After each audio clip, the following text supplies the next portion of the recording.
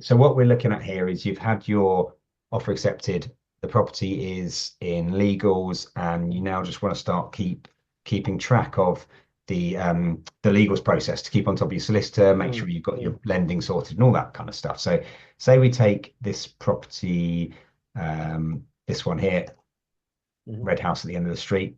So what I mm. would start by doing is creating a series of tasks around that property that I know I need to do.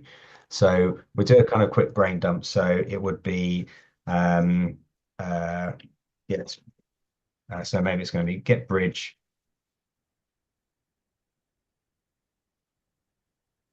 So get bridging organized. And so all I'm doing is just putting the name of the task in at the moment to keep it really simple. It's already remembered that this is for this property called Red House End of Street. So Okay. save that one. What I could then do is if I just click some more. So we want let's call build a quote. Let's do a couple more. Let's Okay, so you just keep adding as you yeah, right. Okay. you Yeah. got it. Yeah, yeah. Okay. It could be what else? Oh, register a council tax. Mm, Not that mm. we want to, but we have to. And then you kind of get the idea. Probably get final meter readings, No, Yeah. different.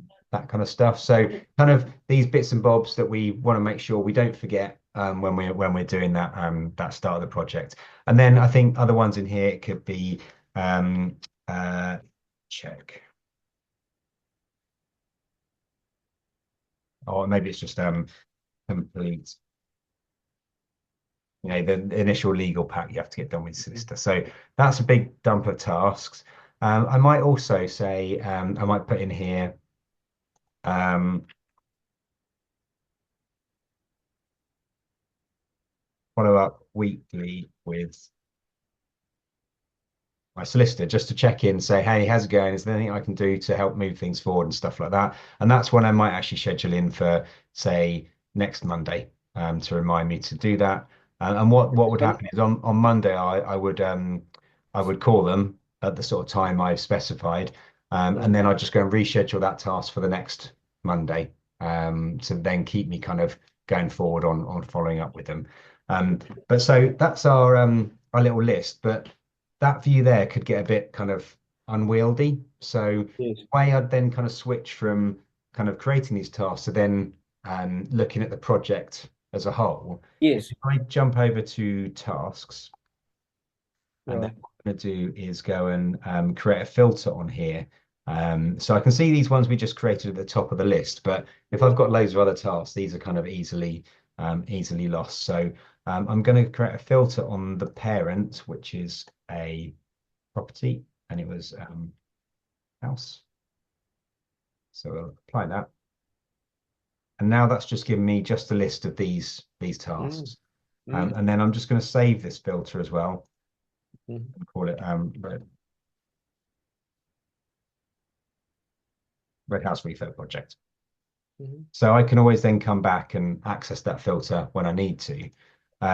But the other thing I'll then do is I'll switch over here on the right hand side to this view, Mm. because then this is just a much nicer way to look at Oh, that's the that's kind of really good. That almost gives you sort of, your sort of, if you know what a Gantt chart yeah, is, exactly, yeah, yeah, yeah, sort of like that type of thing. And that's it. you're not you're not building a spreadsheet.